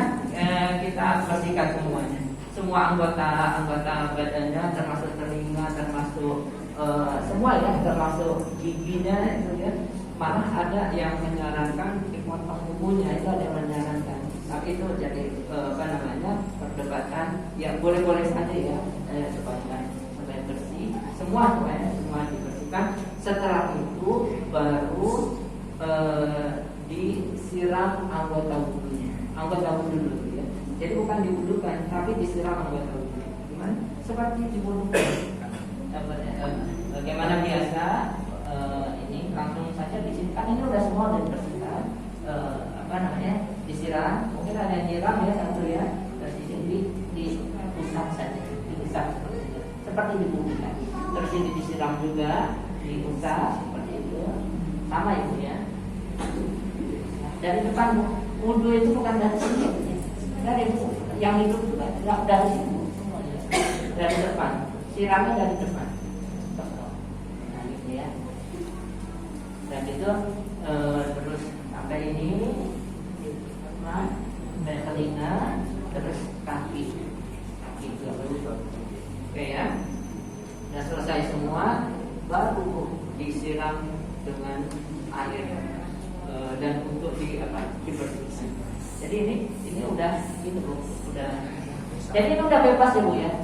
Tetapi sunnahnya semua dilakukan air itu dari atas ke bawah. Dari atas ke bawah. Itu sunnahnya ya. Dari atas lalu ke bawah. Didahului dari sebelah kanan, lalu dari sebelah kiri, setelah itu baru udah di biasanya keluarga udah mulai berperan di sini untuk setelah itu air terus Bu ya. Setelah itu dipilingkan ke kiri, semua itu dibersihkan semua. Kalau perlu lagi miring ke sebelah ini lagi. Kalau perlu ya, kalau nggak perlu nggak apa-apa. Nah untuk kasus-kasus tertentu, kalau dari sisi medis, kalau seperti kayak tadi macam pembuluh darah ataupun ada cairan yang seperti hepatitis, biasanya ketika ini seperti ini Bu, ini ini Bu, ditekan ya, ditekan dan ini agak diturunkan Bu ya, agak ditekan karena daerah sini Bu, daerah sini yang kalau ada cairan-cairan, termasuk cairan itu bahaya ya. Kalau di hepatitis itu kalau cairannya kuning gitu, itu bahaya sekali itu. Tingkat penularannya bahaya sekali. Jadi hati-hati sekali di sini. Nah, terus di ini seperti agak di situ. Sampai kiranya berarti udah selesai.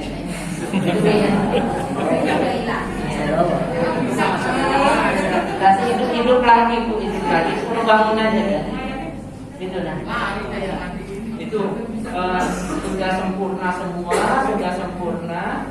Nah, setelah itu udah bersih ya Bu ya, semuanya udah bersih. Ini selalu di sini, selalu di sini. Nah ini kan sudah bersih Bu, semuanya udah bersih ya Bu ya. Pokoknya disiram sebersih-bersihnya, baru di ini Bu, penyiraman air kapur galus ya, yang tadi ya. Cara penggantiannya sebagaimana biasa, jangan dibuka dari belakang. Coba Pak Hasan, cara penggantiannya.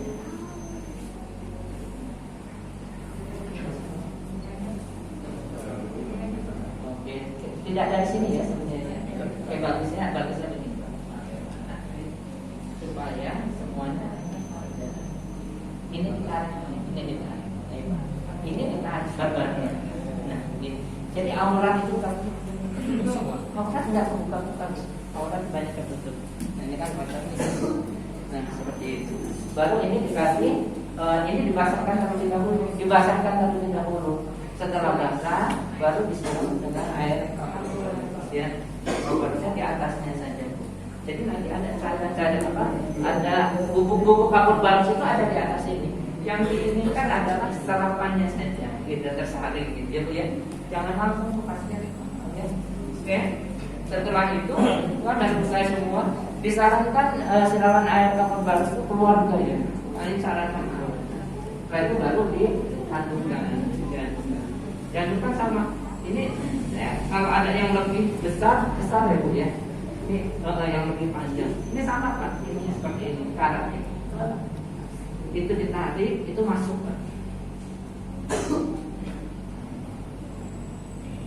Nah seperti itu.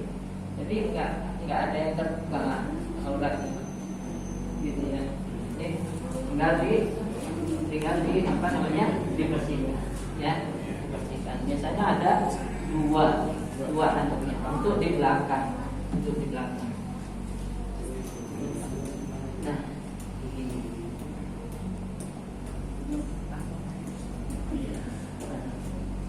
Ini ya, semua dibersihkan. Oke ya. Nanti kalau ada yang ditanyakan langsung saja ya Bu ya. Nah, berarti kan ini sudah bersih ya, jenazah sudah bersih. Kain ketiga, ada 3 ya kalau bisa kainnya ya. Kain ketiga untuk menutup darah.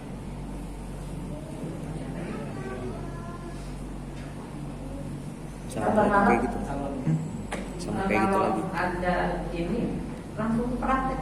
Kalau praktek susah. Kebayang itu nggak agak susah. Langsung coba dikit-dikit pegang jenazah dulu, pegang gitu. Kalau yang oke,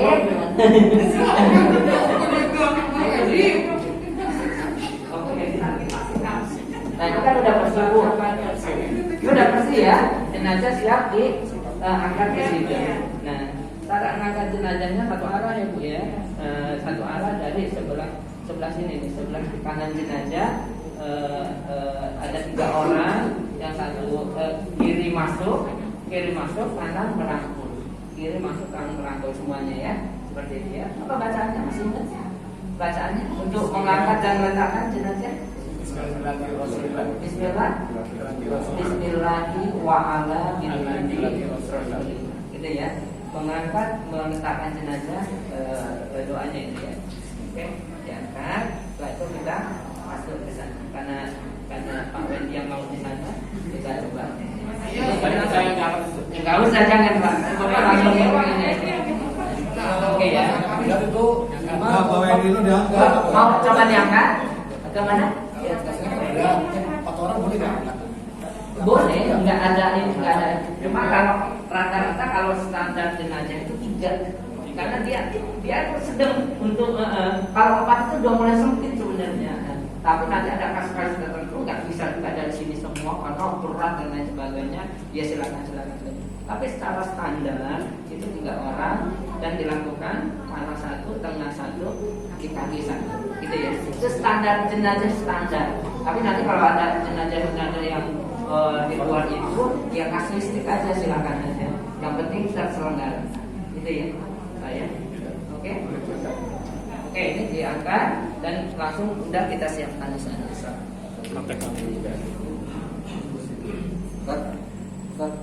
Ini kalau udah begini, tapi ternyata ada kotorannya dan sebagainya, diulang lagi busuk. Banyak beberapa kasus kalau misalnya ada kotoran, apakah harus dimandikan dari awal lagi?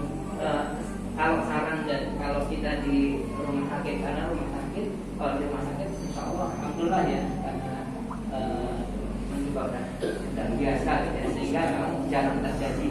Tapi andai kata benar terjadi keluar kotoran atau apa, maka sebaiknya tidak dimandikan dari awal, dibersihkan di tempat kotor sebisa mungkin.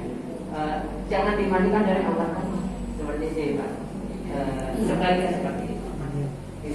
Jadi nggak usah ada. Dan kalau ada apa namanya luka seperti luka terbuka, iya itu kan.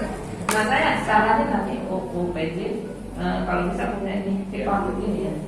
Jadi pipa ini ketika masuk kapas, misalnya ada luka terbuka, masukin kapas, terus tutup pakai ini. Ini benar-benar rapat ini, bahkan anti air. Kalau ini pakai banyak di farmasi ya, dia buat itu. Seperti itu nanti tersebut. Jadi saran saya dibersihkan di tempatnya saja. Kok saya mulai hari ini nggak ada apa lagi? Kalau bisa jangan. Itu ya Pak ya. Ya. Masih ada lagi Bu yang ditanya? Silakan Bu, ada yang bertanya Bu? Mumpung belum dibungkus. Ya. Sudah? Dre, tanya Dre. Oke ya. setelah itu ini kan udah bersih ya. Lagi gimana ya? Gimana Pak? Mau oke masuk sini. Langsung masuk. Tapi ini kayaknya ini Bangun lagi gimana? oh, bisa di atas ini, di atas kapas. Di atas kapas. Enggak apa-apa. Kapan lagi?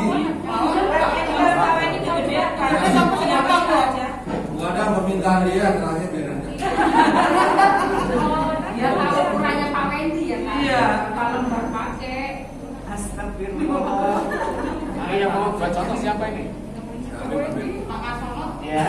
Ya udah cuma standar ukurannya. Iya. Udah biasa. Iya. Biasa pupus. Nggak diangkat dulu gitu. Wah, masa langsung. Salah. Langsung Siapa ini? Ayo. Bismillah. Ya, bismillah. Ya, udah, nggak apa-apa. Kata kasih plastik kok kalanya.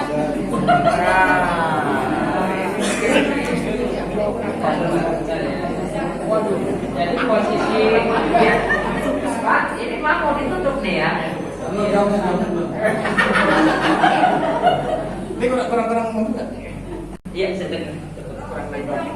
Tinggal biasa Pak Wen. Masih. Fotonya Pak Wendy. Nah kan ini habis diangkat ya seperti ini ya. Seperti ini. Posisinya bersih lah. Udah bersih seperti itu. Sekarang tinggal. Kenapa sih? Ini apa yang harus dilakukan sekarang? Masukin apa? Apa? Kapas. Tutupin ini kapas ini. Ya sudah baru. Oke. Jadi kayak tadi Bu ya. Apa namanya? Aurat tetap terjaga dari atas kan? Bunyi pakai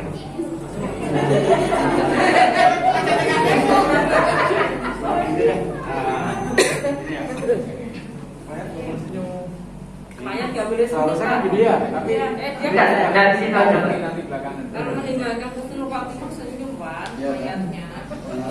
Mana tadi? Ya, kebuka. Bu Wendy ada tuh Bu Wendy. Ini tetap di ini ya, tetap supaya nggak terinjak-injak ya. Agak dilipat aja. Iya. Lupa tuh. Ini juga dimulai dari sini. Karena nanti kepala beda lagi. Terus. Jadi aurat jangan sampai terbuka dulu ya. Jadi nggak terinjak.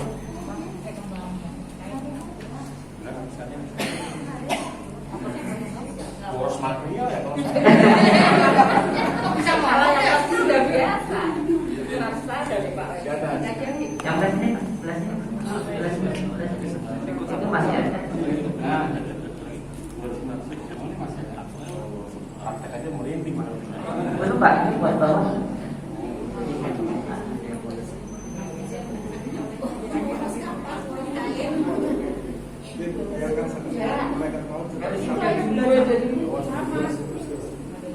kita pengen dulu Pak. Kita tahu seru. Bisa lah nangis mah. Iya. Ini pasti kan sampai kanan kiri sudah semuanya. Enggak, sampai semuanya. Iya,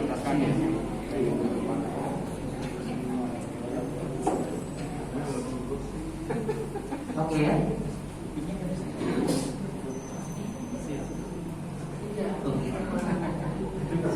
Rapat semua itu. Katakan untuk. Oke. Kalau bisa samping kanan kiri ini kan masih terbuka ya sebenarnya. Itu tutup semua ya, Pak. Kapas. Emang makin gemuk makin kapasnya banyak ya. Terus Rapat semua ya? Semua rapat. Semua rapat. Sampai sini. Iya.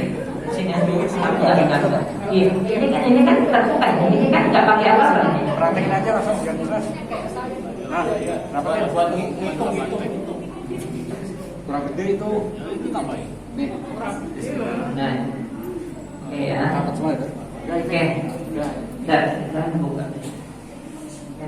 Sabar ya Pak ya. Sabar ya Pak Wedi. Tadi belakang, terakhir. Jangan sampai Pak Wedi. Ya, 2 orang saja, atas bawah, atas dan bawah. Ini Bapak satu. Ini tarik Pak, tarik ke belakang. Satu-satu.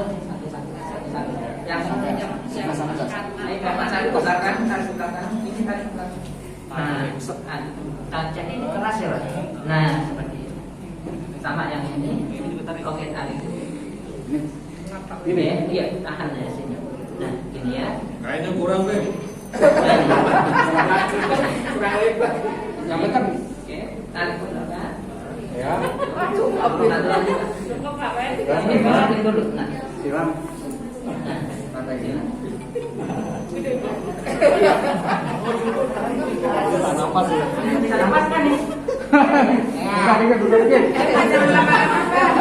Bukan dikit, nggak apa-apa, bukan dikit. Oke. Sekarang itu di.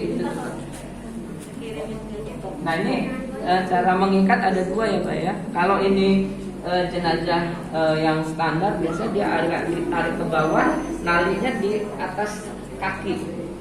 Ini. Kalau ini karena udah habis nih ya, udah habis jadi mau nggak mau di sini. Oke? Diikat. Iya. Iya. Yang kencang ya, Bib? Iya.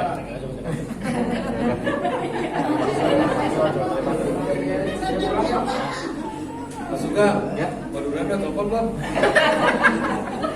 Nah, untuk ikatan, usahakan di sebelah kiri jenazah. Ini ya, jangan di tengah. Sebelah kiri. Nah, kiri. Dan talinya tali.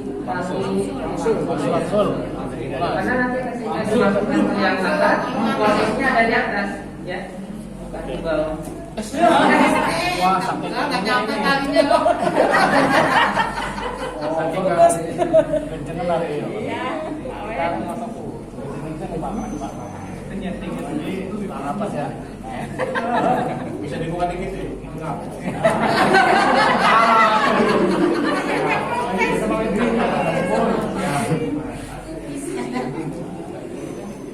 Di atas tangan apa di atas tangan?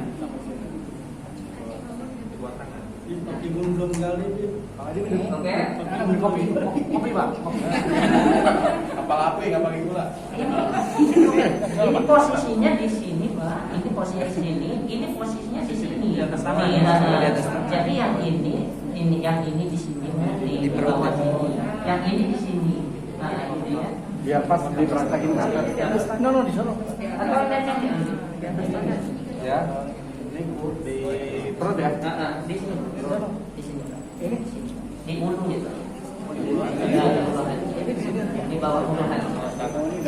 Nah, ini diambil Pak. Ini diambil aja. Pasang di sini. Di sini. Di sini. posisi tadi nggak pas matanya ya.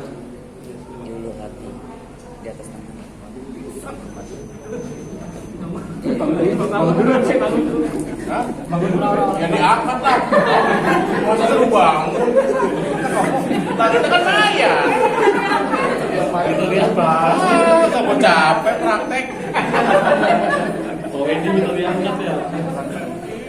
Iya, ada sana ya. Nanti praktek diangkat ya, berapa kekuatannya gitu. Oke ya Bu ya. Jadi, Ini hubungkan barusan.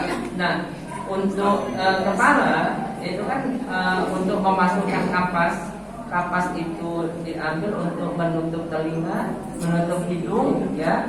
Itu kapas itu kalau bisa dibasahin ya supaya lebih ini.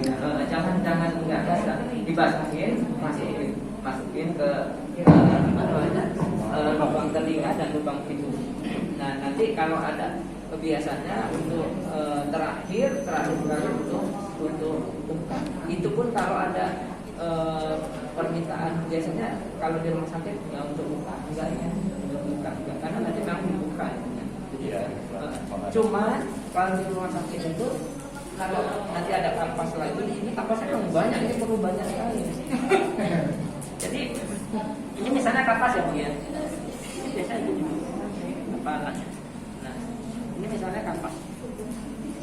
Agak ke atas sedikit. Pas saya pantau ini. Iya. Ini biasanya digini. Untuk apa namanya? Ini namanya surban ya Bu ya.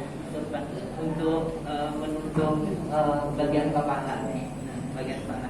Kalau di rumah sakit itu sampai sini nggak ada penutupan ini. Tapi ada yang tertentu minta ditutup aja. Gitu ya. Nah itu udah selesai, tinggal ditutup. Nah keluarga tinggal melihat terakhir karena mau ditutup bawa ke buku udah sama gitu ya. Ini terakhir makanya pengikatan itu dari kaki dulu ya. Jadi kepala itu terakhir. Gitu. Udah terakhir seperti ini.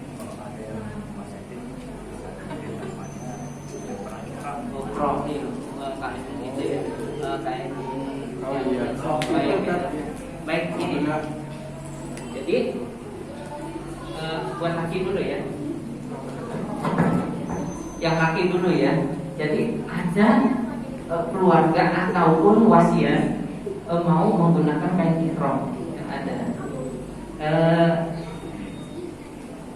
Di kita biasa kita ambil satu itu kan panjang tuh, ihram panjang. Nah, bagaimana caranya? Apakah ini mau dijadikan kapan atau ini mau dijadikan bagian dari kapas? Ada dua pilihan. Tapi pastikan itu harus dipastikan karena nanti bagian dari syariat itu. Kalau dia mau bagian dari kapan, maka itu dua saja, dua.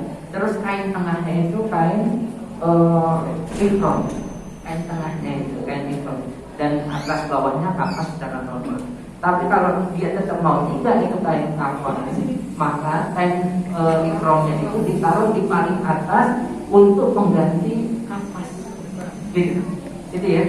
Jadi masuk di atas. Nah jadi dipastikan apakah kain apa namanya ihram itu mau bagian dari kain kapas atau bagian dari kapas. Karena ada juga yang kain kapas tetap harus 3 karena kain itu bagian dari kain kapas.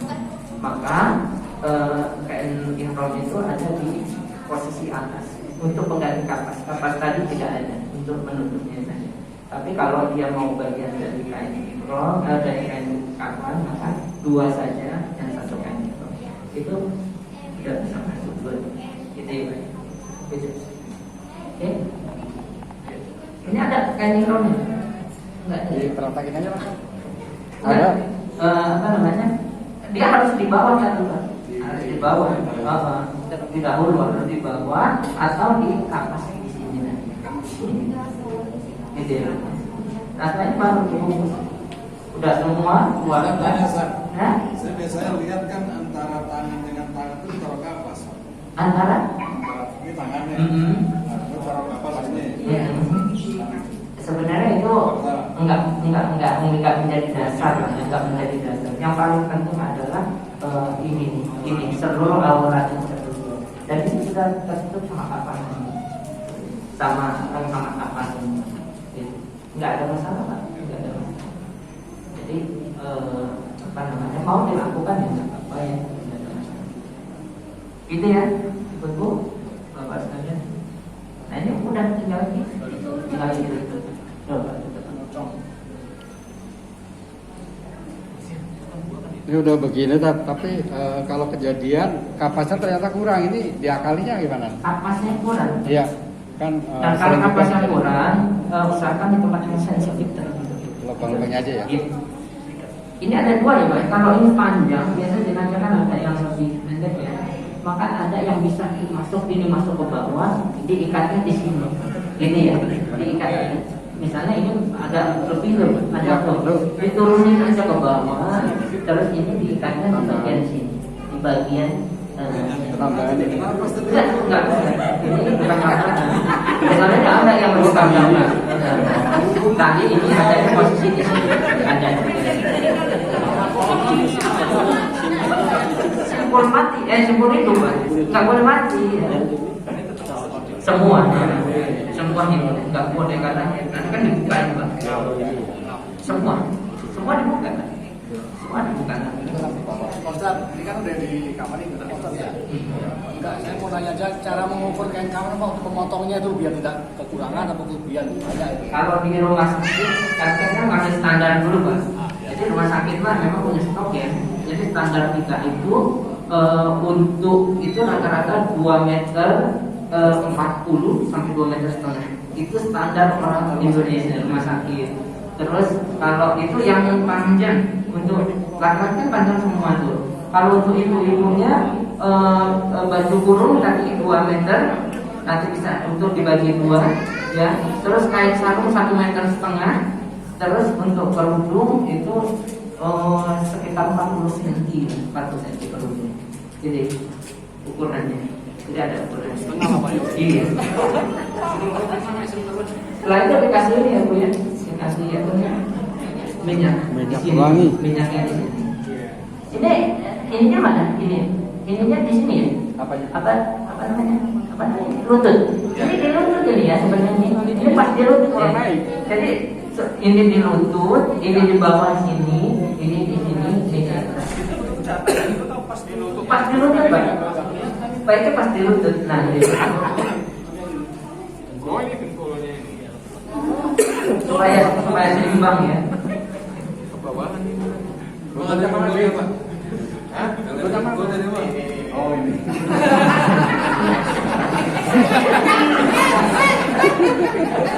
Baik, kita kasih ini ya.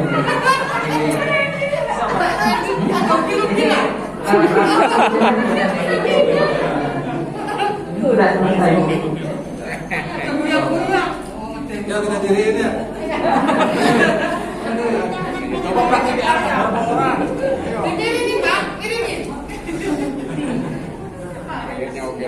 Untuk ibu-ibu nanti bedanya ada baju kurung dan baju kurung ada ya, baju kurung dan sarung bukan sarung, kain sarung ya kan, sarung melintang, baju kurung, nanti pakai baju kurung dulu baru sarung. Jadi kain panjangnya 2 saja, 2 karena kan dia 5 ya. Jadi 2, baju kurung 1 3, sarung 1 4, kerudung 1. Jadi apa? Gimana mau dipraktekin atau? Keren praktek keren. Bisa ngomong ya? Karena habis praktek seminggu udah sakit. Berarti kalau udah gini semua tinggal siap disolatin ya? Disolatkan ya. Iya. Disolatkan harus jenazahnya laki-laki, imam persis ada di sini, jenazah perempuan, imam persis ada di tengah. Prakteknya angkat pas udah berapa orang yang angkat ini?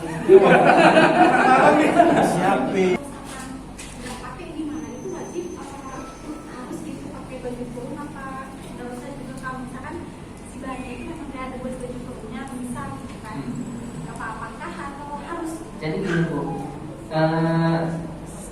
standarnya untuk jenazah dewasa itu baju kurung dan sarung gitu ya. Nah ini satu lagi jenazah anak-anak bayi. Saya belum lama memandikan usia 5 jam. Dan segini. Apakah harus pakai baju kurung? Segini. 5 jam. 3. Jadi kita sempurnakan saja hitungan kain kafannya di situ. Hitungan kain kafannya saja. Dia nggak mungkin membentuk, tapi sempurnakan hitungan kain kafannya saja. Dan nggak ada baju kurung, nggak ada. Loh gimana Bu? Cuma segini Bu, segini 5 jam baru 5 jam. Tapi harus sudah dipatahkan kan, gitu. Sehingga itu mah untuk jenazah normal, dewasa yang sudah bisa. Jadi untuk jenazah tertentu pasti misalnya bayi pada masih 1 hari masih 5 hari, enggak harus seperti itu. Jadi, ya, oke. Al-Fatihah. Pak Arman, aduh, kok gaya-gaya lagi? Ada lagi yang dinanyain, Bu? ini Ustaz mau nanya Ustaz kan ada yang kan sudah di kursi itu ya. Ada keluarganya itu tiba-tiba cium jenazah itu boleh nggak itu? Nah, Menurut sunnahnya. Nah, kan sunnahnya itu nggak ada batal wudhu ya, karena kita itu bukan mewudhukan tapi membasuh anggota wudhu. Gitu. Maka emang yang kita pahami nggak ada batal bagi jenazah, nggak ada batal bagi jenazah, jadi nggak ada masalah. Karena ada yang sakit ya ketika tertentu pun batal ya, nggak bisa begini, nggak ada. Sabar Pak.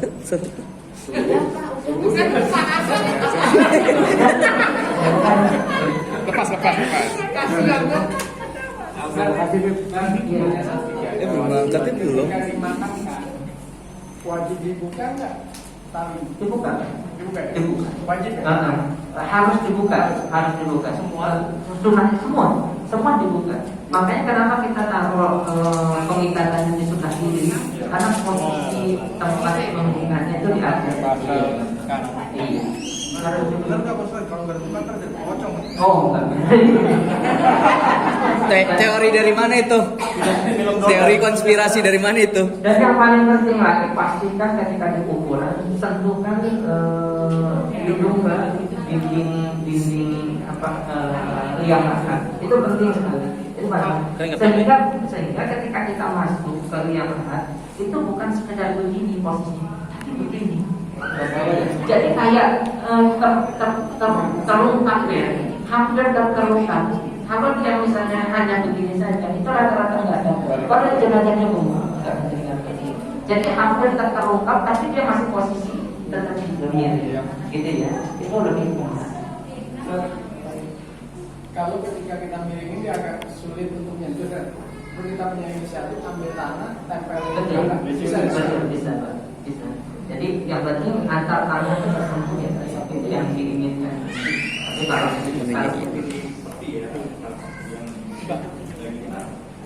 jadi itu kan apa Pak ya namanya semacam kias ya Pak ya, kias. Nah ketika peti itu masuk maka emang sih saran gitu kalau di peti itu sebaiknya kita miring sebaiknya harusnya miring, kecuali jenazahnya tertempok pengecualian. Itu kalau masuk ke yang kubur itu dari atas kaki atau dari? Atas kaki ya, miring. Sunnah Pak gimana ya? Sunnah Pak.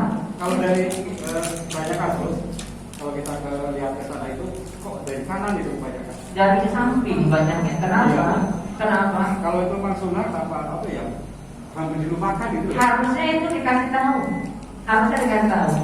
Banyak alasannya itu karena kanan kiri itu udah ada kuburan semua sehingga terinjak-injak. Nah, makanya idealnya kita bisa masukkan dari alas kaki ini. Jadi kepala terlebih dahulu ya, bukan nyamping. Itu yang banyak terjadi karena malah di kuburan yang seperti ini. Iya kan. Jadi sama-sama kasih tangkap itu mah. Padahal dia harusnya masuknya kepala terlebih dahulu. Makanya diambil. Iya. Oke. Tapi kadang orang-orang ada kaki segini.